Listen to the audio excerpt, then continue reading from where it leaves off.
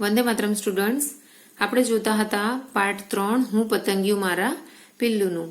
આજે એમાં આગળ વધીશું. આપણે જોઈશું એક ગીત જેનું ટાઇટલ છે અમે.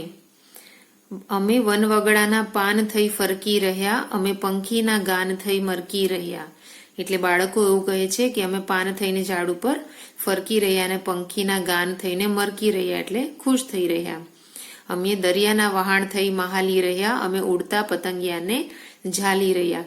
એટલે કે દરિયાની અંદર અમે વહાણ બની થઈને તેના અંદર મહાલી રહ્યા છીએ અને પતંગિયાને અમે લોકો ઝાલી રહ્યા, એટલે કે પકડી રહ્યા છીએ. અમે દરિયો થઈ આભને પંપાડી રહ્યા, અમે તારલા ઉગાડનાર માલી થયા. અમે દરિયો બનીને ઊંચા ઊંચા મોજાથી આભને શું કરીએ, આકાશને પંપાડી રહ્યા છીએ અને અમે તારા ઉગાડનાર માળી પણ થઈ ગયા છીએ. અમે વાદળ થઈ ધોધમાર વરસી રહ્યા, અમે ધીંગા તોફાન માટે તરસી રહ્યા. અમે વાદળ બનીને ધોધમાર વરસી રહ્યા છીએ અને ધીંગા મસ્તી કરવા માટે, એટલે હંમેશા તોફાન કરવા માટે હંમેશા અમે લોકો તૈયાર જ હોઈએ છીએ. અમે રજાઓના તંબુને ડેરા કર્યા, અમે શંખલાને ચીપલા ભેગા કર્યા. રજાઓમાં શું કર્યા, અમે દરિયા કિનારે તંબુ નાખીને શંખલા અને ચીપલાઓ ભેગા કરેલા છે. અમે પહાડ અને ટેકરીઓ ઘૂમી રહ્યા, આ ફૂલોની જેમ અમે ઝૂમી રહ્યા. અમે પહાડ અને ટેકરીઓ ઉપર ખૂબ ફરી આવ્યા છીએ અને આ ફૂલો જેવી રીતે ઝૂમી રહ્યા છીએ એવી રીતે અમે ઝૂમી રહ્યા છીએ. તો આ બાળકોની એક સરસ મજાની કલ્પનાવાળી વાર્તા સુરેશ દલાલ દ્વારા રચિત છે. હવે આપણે જોઈશું તેમાં આગળ. હવે આપણે જોઈશું વાતચીત. આમાં બાળકો શું શું થાય છે? તો આના અંદર બાળકો શું શું થાય છે? તો બાળકોને શું કરવાનું મન થાય છે? તો અમે ગીતમાં બાળકો વનવગડાના પાન, પંખીના ગાન, દરિયામાં વહાણ, દરિયો, તારલા ઉગાડનાર માળી અને વાદળ થાય છે. પ્રશ્ન 2, આમાંથી શું થવાનું તમને સૌથી વધુ ગમે? તો ઉત્તર શું આવશે? આમાંથી પંખીના ગાન થવાનું સૌથી વધુ ગમે, અથવા તેના સિવાય તમને બીજું કંઈ પણ ગમ્યું હોય તો તે ઉત્તર પણ આપી શકો. પ્રશ્ન 3, આમાંથી શું કરવાનું તમને સૌથી વધુ ગમે? તો જવાબ આપી શકીએ આપણે એ રીતે કે આમાંથી મને વાદળ થઈ ધોધમાર વરસવાનો સૌથી વધુ ગમે, અથવા તો તમને જે ગમે તે ઉત્તર તમે આપી શકો છો. ત્યાર પછી એક પ્રવૃત્તિ છે જેના અંદર તમે નદી કિનારે, દરિયા કિનારે, કોતર, રણ, ખેતરવાડીમાં ગયા હોય તો ત્યાં તમે શું જોયું અને તમને શું ગમ્યું અને શું મજા આવી તેની ચર્ચા તમારા મિત્ર સાથે કરવાની છે. વાંચો, શોધો, વિચારો અને લખો. ગીતમાં આવું કોને થાય છે? ગીત ગાવાની અમને મજા પડી. કોને મજા પડી હતી? પંખીને ગીત ગાવાની મજા પડી હતી. પછી અમારું વજન ઓછું થઈ ગયું, એવું કોણ કહે છે? વાદળ કહે છે કે અમારું વજન ઓછું થઈ ગયું. અમે નાના મોટા તારા ઉછેર્યા. કોણે તારા ઉછેર્યા? નાના મોટા માળી બનીને અમે નાના મોટા તારાને ઉછેર્યા. 4, પવન આવતા અમે નાચવા લાગ્યા. કોણ નાચવા લાગ્યું? પવન આવતા પાન નાચવા લાગ્યા. 5, અમે ખિસ્સામાં શંખ અને ચીપ ભર્યા. કોણે ભર્યા? બાળકોએ ભર્યા. ત્યાર પછીની પ્રવૃત્તિ છે સરખા ઉચ્ચારવાળા શબ્દોની જોડ લખો. આપણે ઇંગ્લિશમાં રાઇમિંગ વર્ડ આવે છે એ રીતે આપણે ગુજરાતીની અંદર સરખા ઉચ્ચારવાળા શબ્દો લખવાના છે. ફરકી તો મરકી, મહાલી તો ઝાલી, પંપાડી તો માળી, વરસી તો તરસી, ઘૂમી તો ઝૂમી, પાન તો ગાન. ત્યાર પછીની પ્રવૃત્તિ છે ખાલી જગ્યામાં તમને બરાબર લાગે તે શબ્દ મૂકી પંક્તિ પૂરી કરો. અમે ધૂળ બની ઉડી રહ્યા, અમે સૌની આંખમાં જઈને ખાલી જગ્યા રહ્યા. તો શું આવશે? સૌની આંખમાં જઈને ચોંટી રહ્યા. ત્યાર પછી છે અમે કાંટા થઈને ચોંટી પડ્યા, સૌના કપડામાં ખાલી જગ્યા પડ્યા. તો શું આવશે? સૌના કપડામાં ભરાઈ પડ્યા. 3, અમે કાંકરા થઈ રસ્તામાં ગબડી પડ્યા. તો શું આવે? સૌના હાથમાં ખાલી જગ્યા રહ્યા. તો શું આવશે? સૌના હાથમાં રમી રહ્યા. ત્યાર પછીની પ્રવૃત્તિ છે સૌથી નજીકવાળા અર્થવાળું વાક્ય પસંદ કરો અને તેની સાથેના ખાનામાં ટીકની સાઇન કરો. અમે પાન થઈ ફરકી રહ્યા. તો અમે ઝાડ પર બેસવાની મજા આવી. એ વાક્ય એની સૌથી નજીકનું વાક્ય છે એટલે એમાં કરીશું ટીકની સાઇન. અમે દરિયામાં વહાણ થઈ મહાલી રહ્યા. તો અમને વહાણમાં બેસીને દરિયો મહાલવા ગયા. આ વાક્ય સૌથી નજીકનું વાક્ય છે. અમે પહાડ અને ટેકરીઓ ઘૂમી રહ્યા, તો તેના અંદરનું વાક્ય આવશે કે અમે પહાડ અને ટેકરીઓ પર ખૂબ ધીમે ધીમે ખૂબ ફર્યા. આ તેની સૌથી નજીકનું વાક્ય છે. અમે ધીંગા તોફાન માટે તરસી રહ્યા, એનો નજીકનું વાક્ય છે અમે તોફાન મસ્તી માટે કાયમ તૈયાર હોઈએ છીએ. પછી અમે દરિયો થઈ આભને પંપાડી રહ્યા, તો એમાં આવશે અમે મોજાની છાલકથી આભને ગલીપચી કરીએ છીએ. આ છે તેનું સૌથી નજીકનું વાક્ય. આપેલ શબ્દો ફટાફટ બોલો. તમારે પણ મારી સાથે આ શબ્દો ફટાફટ બોલવાના છે. કાન, જ્ઞાન, ખાન, ગાન, તાન, દાન, ધાન, પાન, ભાન, માન, રાન, વાન, શાન, સાન. મોટેથી ગાઓ. પટપટ પટપટ પટપટ પટ પાન, ઝટપટ ઝટપટ ઝટપટ તાન, સન સન સાન, ધડધડ ધડધડ ધાન. પાછું અહીં ગીત ગાવાનું છે જે શરૂઆતમાં હતું તે, અને ત્યાર પછીની પ્રવૃત્તિ છે સાંભળો, વાંચો, શોધો, વિચારો અને લખો. અહીં બે પ્રકારના ફકરા બે ભાગ આપવામાં આવેલા છે, અ અને બ, જેના અંદર બ ની અંદર દરેક વાક્ય માટે નામ વાપરવામાં આવેલું છે, જ્યારે બીજાની અંદર નામની જગ્યાએ સર્વનામ વાપરવામાં આવેલ છે. તો આપણે આ બંને ફકરાને બંનેમાંથી કયું લખાણ વધુ સારું છે તે આપણે જોવાનું છે. દાખલા તરીકે અનિરુદ્ધને જીવજંતુ ખૂબ ગમે, અનિરુદ્ધના દોસ્ત ભદ્રેશને જીવજંતુનો ડર લાગે. તો આપણે કેવી રીતે વાક્ય લખી શકીએ? અનિરુદ્ધને જીવજંતુ ખૂબ ગમે, પણ તેના દોસ્તને, અનિરુદ્ધના નહીં પરંતુ તેના દોસ્તને તેમનો ડર લાગે. ફરીથી પણ જીવજંતુ નથી લખ્યું, તેના બદલે શું લખેલું છે? તેમનો ડર લાગે. ભદ્રેશને જીવજંતુ કરડી જાય તો શું આવશે? તે કહે મને જીવજંતુ કરડી જાય તો. ભદ્રેશ કહેની જગ્યાએ તે કહે, મનેની જગ્યાએ ફરીથી ભદ્રેશની જગ્યાએ ફરી મને તે કરડી જાય તો. અનિરુદ્ધ કહે તે તો કેટલા નાના હોય. અનિરુદ્ધ શું કહે? જીવજંતુ તો કેટલા નાના હોય, તો જીવજંતુની જગ્યાએ તે. જીવજંતુ અને ભદ્રેશ અનિરુદ્ધની ડબ્બીમાં મૂકીને જો, એમને તું મારી ડબ્બીમાં મૂકીને જો, તે બધા તને ગમી જશે. ભદ્રેશને જીવજંતુ બધા ગમી જશે. બરાબર? એ રીતે નામની જગ્યાએ સર્વનામ વાપરેલું છે. આ બંનેમાંથી કયું લખાણ સારું લાગે છે? આ લખાણ. ત્યાર પછીની બીજી એક પ્રવૃત્તિ છે જેના અંદર બંનેમાંથી કયું વાક્ય સારું લાગે? અનીશભાઈ અનીશભાઈના નાના ભાઈનો ફોટો પાડે છે. અનીશભાઈ તેમના નાના ભાઈનો ફોટો પાડે છે. કયું વાક્ય સારું લાગે છે? આ સારું લાગે છે. રેશમાએ રેશમાની આંગળી ઊંચી કરી. રેશમાએ તેની આંગળી ઊંચી કરી. કયું વાક્ય સારું લાગે છે? આ. ભદ્રા ભદ્રાના મિત્રને મળી. ભદ્રા તેના મિત્રને મળી. કયું વાક્ય સારું લાગે છે? આ. ચકલીએ ચકલીના માળામાં ઈંડા મૂક્યા. ચકલીએ તેના માળામાં ઈંડા મૂક્યા. કયું વાક્ય સારું છે? આ. બધા બાળકોએ બધા બાળકોના દફતર ઉચક્યા. બધા બાળકોએ પોતાના દફતર ઉચક્યા. આ વાક્ય સારું છે. હવે જોડકા જોડો. અનિરુદ્ધના એ શબ્દની બદલે સર્વનામ વાપરવું હોય તો તેના અથવા તો તેને. ભદ્રેશને તેની જગ્યાએ શબ્દ વાપરવું હોય તો કયો અક્ષર વાપરી શકાય? કયો સર્વનામ વાપરી શકાય? તેને અને તેમને. કયો શબ્દ? તેને અને તેમને વાપરી શકાય. ત્યાર પછી ડબ્બીમાં, તે શબ્દ ડબ્બીની જગ્યાએ શબ્દ વાપરવો હોય તો તેમાં અને તેના. જીવજંતુઓની જગ્યાએ શબ્દ વાપરવો હોય તો તેમને અથવા તેમનો. જીવજંતુઓનો તેની જગ્યાએ શબ્દ વાપરવો હોય તો તેમનો અથવા તેમાં. એ રીતે શબ્દ વાપરી શકાય.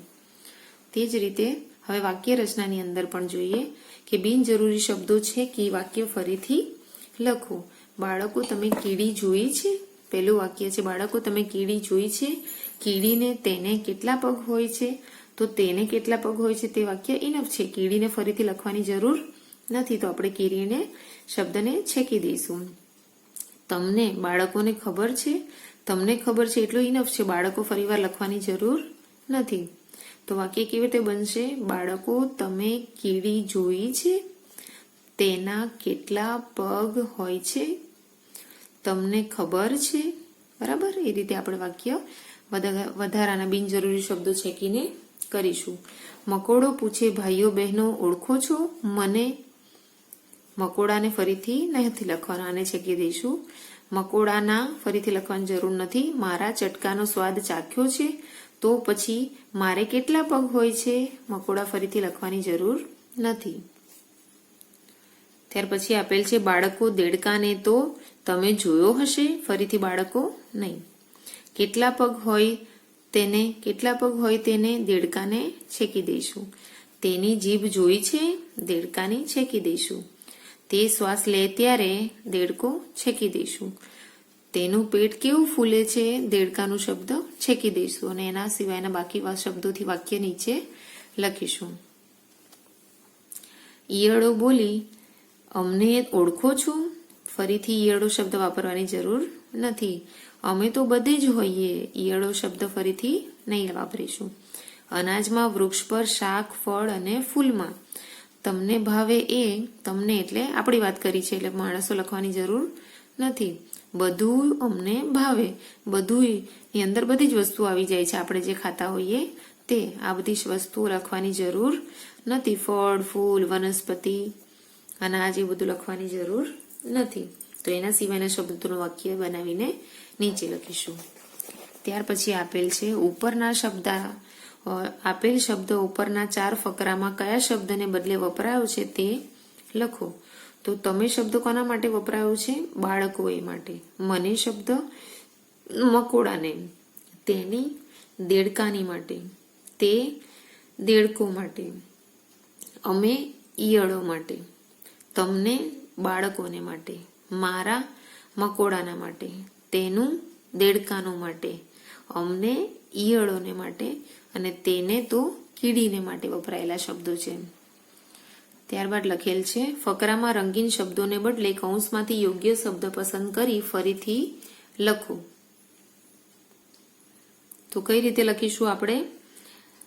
આ ફકરાની અંદર આ કૌંસમાં આપેલ શબ્દો આ બ્લુ કલરના અક્ષરની જગ્યાએ, શબ્દની જગ્યાએ લખવાના છે. તો પહેલી લીટી છે અનિરુદ્ધે એક ફૂદું પકડ્યું અને ફૂદાની જગ્યાએ શું વાપરીશું આપણે? તેને ડબ્બીમાં બંધ કર્યું. અનિરુદ્ધની બદલે આપણે શું વાપરીશું? તેણે ભદ્રેશને ડબ્બીમાં જોવા કહ્યું. પછી ભદ્રેશની જગ્યાએ પાછું શું વાપરીશું આપણે? તેણે ડરતા તેમાં જોયું. ડબ્બીના બદલે શું વાપરીશું આપણે? તેમાં જોયું. પછી ડબ્બીની જગ્યાએ તેની અંદરનું ફૂદું પતંગિયા જેવડું દેખાતું હતું. ફૂદાનીની જગ્યાએ શું વાપરીશું આપણે? તેની પાંખ પર ઝીણા ઝીણા ટપકા હતા. ભદ્રેશની એટલે શું થશે? તેની જગ્યાએ કયો શબ્દ વાપરીશું? તેની બીક જતી રહી. ભદ્રેશે એટલે તેણે અનિરુદ્ધને કહ્યું. અનિરુદ્ધના કારણે ભદ્રેશની બીક જતી રહી. તો તારા કારણે મારી બીક જતી રહી. તારા કારણે મારી બીક જતી રહી. હવે ભદ્રેશ અનિરુદ્ધ એટલે આપણે પાકા દોસ્ત છીએ. ત્યાર પછીની પ્રવૃત્તિ છે જૂથમાં કામ કરો. આપેલ વાક્ય માટે યોગ્ય વિકલ્પ પર ટીક કરો. એક ઓક્ટોપસને 8 પગ હોય તો 6 ઓક્ટોપસને કુલ કેટલા પગ થાય? તો પ્રશ્ન નંબર 1 છે આ દાખલાનો જવાબ મેળવવા કઈ ક્રિયા કરવી પડે? તો ગુણાકાર કરવો પડે.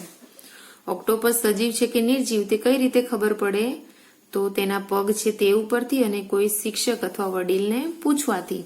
તો આ બંને રીતથી ખબર પડે. તો આપણે ક ઉપર કરીશું. અહીં ફૂલદાનીની 7 હાર છે. દરેક હારમાં 4 ફૂલ છે. તો અહીં કેટલા ફૂલ થયા? અહીં કયા અર્થમાં વપરાયેલો છે? તો અહીં દાખલાના અર્થમાં વપરાયેલો છે. વર્ગમાં હોઈએ કે ગણતી વખતે જ્યાં બેઠા હોઈએ તે અર્થમાં અહીં શબ્દ વપરાયો નથી. ત્યાર પછી છે આ દાખલાનો જવાબ કઈ રીતે મળશે? 7 ગુણ્યા 4 કરવાથી આ દાખલાનો જવાબ મળશે કે એક ફૂલદાનીની હારમાં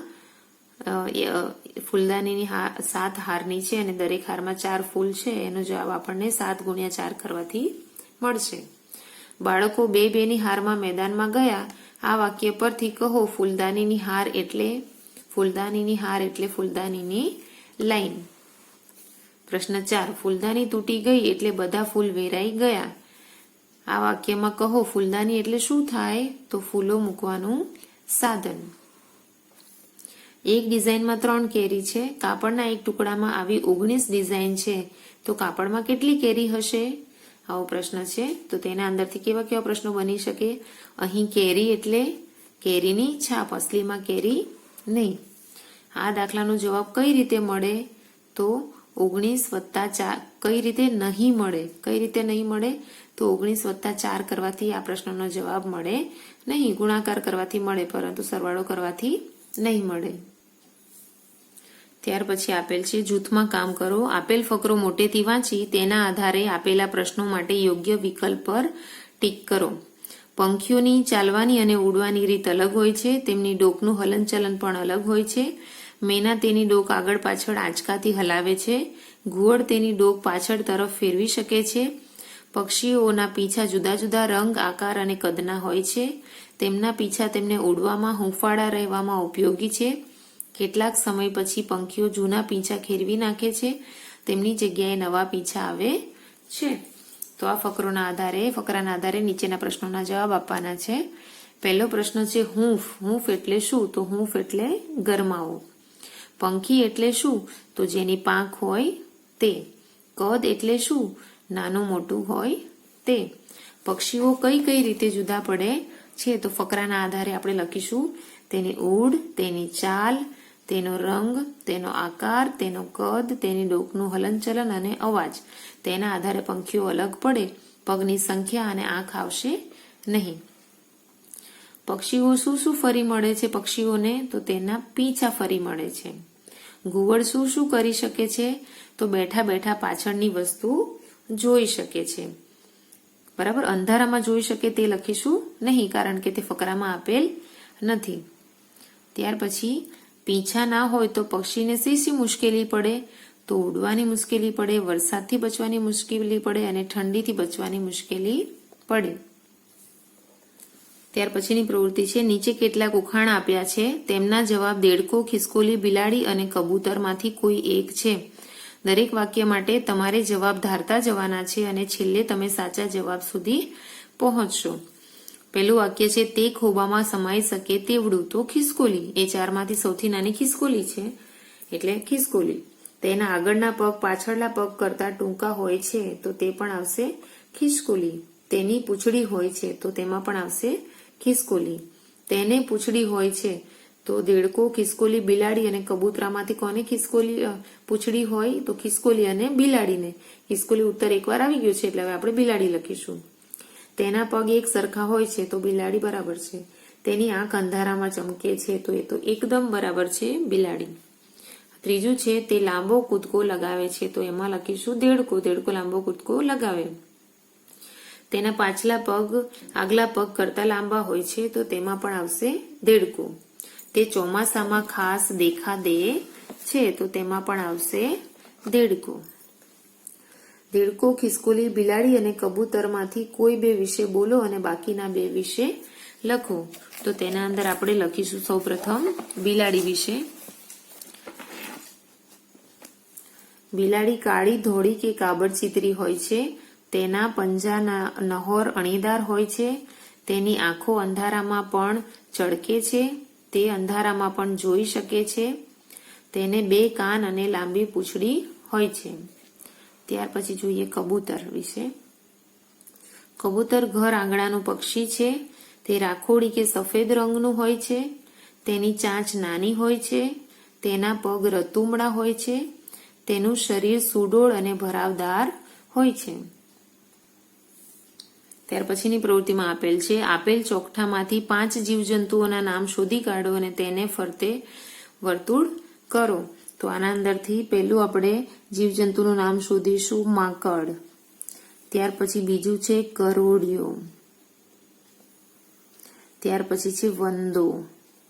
ત્યાર પછી છે માત્ર જૂ. જૂ પણ એક જીવજંતુ છે. અને ત્યાર પછી આવશે ઈયળ. બરાબર. નીચેના શબ્દો ઓળખી કાઢો અને મોટેથી બોલો. આ શબ્દ કયો લખેલો છે? અવલોકન. અહીં અવલોકન લખીશું. જરૂરિયાત, જરૂરિયાત લખીશું. વર્ગીકરણ, વર્ગીકરણ લખીશું. પર્યાવરણ, તો અહીં પર્યાવરણ લખીશું. ત્રિકોણાકાર, તો અહીં લખીશું ત્રિકોણાકાર. ત્યાર પછી આપેલું છે મોટેથી બોલો અને લખો. અહીં માત્ર આવા શબ્દો બોલવાના છે અને લખતા જવાનું છે. અધ્યેય તદ્દન ઢીલો, રુદ્રની પદ્ધતિ ઝડપી, પ્રદ્યોતને ચંદ્ર ગમે, સૂર્યને પૂઠામાંથી ઘર સર્જ્યું, અંધારામાં સૂરજ અદ્રશ્ય, લાઇટ એટલે વિદ્યુત, આદ્યા અને વિદ્યા બહેનો છે, અમારી દુકાનનું ઘી એકદમ શુદ્ધ, દ્રષ્ટિ તો છેક અધર લટકી, ભદ્રકાળીનું મંદિર અમદાવાદમાં. ત્યાર પછી છે જુઓ, જોડો, બોલો, લખો. અહીં આપેલું છે દૃષ્ટિ, એમાંથી વાક્ય બનશે દ્રષ્ટિ. તો અહીં આપેલું છે સ્ટી, તો અહીંયા કયો શબ્દ આવશે? માત્ર દ્ર. ભદ્ર, ભદ્ર, ભ, તો અહીંયા કયો શબ્દ આવશે? દ્ર. રુદ્ર, રુદ્ર, અહીં રૂ લખેલું છે તો કયો શબ્દ લખીશું? દ્ર. ચંદ્ર, ચંદ્ર, ચમ લખેલું છે તો આપણે લખીશું માત્ર દ્ર. ખૂટતો અક્ષર લખવાનો છે શબ્દમાંથી. અદૃશ્ય, અદ્રશ્ય, અદશ્ય, ઓકે, અદ્રશ્ય, આ રીતે વાક્ય લખીશું. સરુજન, સુરજન, તો સૃજન. અદ્વૈત, અદ્વૈત, તો અદ્વૈત, આ રીતે વાક્ય પૂરું કરીશું. વિદ્યુત, વિદ્યુત, તો વી છે, ત છે તો અહીં લખીશું દ્યુ. આદયા, આધ્યા, આ લખેલું છે અહીં લખીશું આપણે ધ્યા. વિદયા, વિદ્યા, વી લખેલું છે આપણે લખીશું ધ્યા. સુદધ, શુદ્ધ, શું લખેલું છે આપણે લખીશું ધ. અધર, અધર, અ લખેલું છે, ર લખેલું છે આપણે ધ લખીશું અડધો અને એક આખો. પદ્ધતિ, પદ્ધતિ, પ લખેલું છે, તી લખેલું છે આપણે લખીશું અહીંયા ધ. પ્રદ્યોત, પ્રદ્યોત, પ્ર લખેલો છે, ત લખેલો છે, અહીંયા આપણે લખીશું દ્યો. ત્યાર પછી આપેલું છે ઓળખો નામની પ્રવૃત્તિ. જોઈએ તેમાં શું છે. આવી રીતે તમને બીજા જંતુ અને તેમના ઘરના ચિત્ર બનાવતા આવડે. અલગ કાગળમાં બનાવો. અહીં શું આપેલું છે? એક કરોડિયાનું ઝાડું અને કરોડિયાનું ચિત્ર. એ રીતે તમને પણ જે જીવજંતુઓના ઘરના ચિત્ર બનાવતા આવડતા હોય તો એક અલગ કાગળની અંદર તમારે તેનું ચિત્ર, તે જીવડાનું અને તેના ઘરનું ચિત્ર દોરવાનું છે. ત્યાર પછી આપેલ છે વાંદરાને વાંચતા ન આવડે અને પોટલા ટપકે ટપ પરથી જવાબ લખો. આ વાક્ય કોણ બોલ્યું હશે અને તેનો જેવો જવાબ કરો અને તેનું નામ લખો. એ ભાગે ઠંડી, આ વાક્ય કોણ બોલ્યું હશે? ખટપટ વાંદરાભાઈ. જ નહીં, આ વાક્ય કોણ બોલ્યું હશે? સુગ્રીબેન.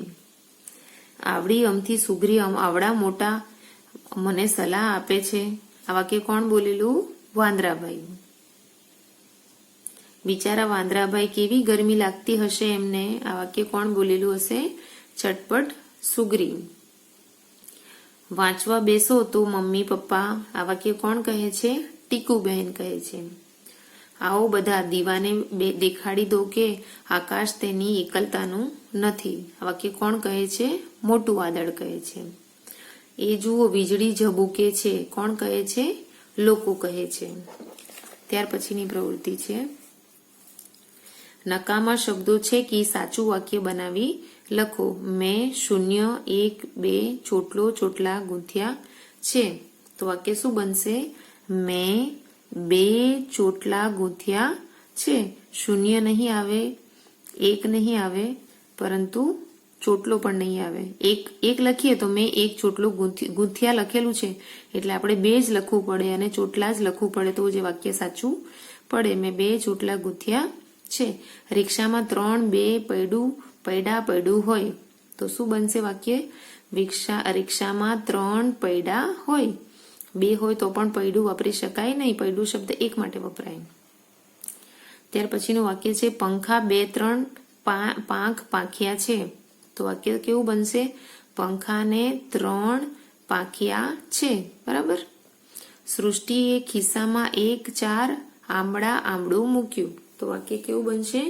સૃષ્ટિએ ખિસ્સામાં 4 આંબળા મૂક્યા. 1 અને ક્રોસ કરીશું અને આંબળું એ પણ આપણે ક્રોસ કરીશું. આના અંદર પણ આ શબ્દો પર ક્રોસ કરતા જવાનું છે. બરાબર, પેન્સિલ છે એટલે તમને કદાચ ક્લિયર ના દેખાતા હોય તો વધારે ડાર્ક કરીને બતાવું છું કે આ વસ્તુઓને તમારે શું કરતા જવાનું છે, ક્રોસ કરતા જવાનું છે. બરાબર. 5મા નંબરનું વાક્ય, શાળાની ઘડિયાળમાં 0, 2, 3 કાંટો છે.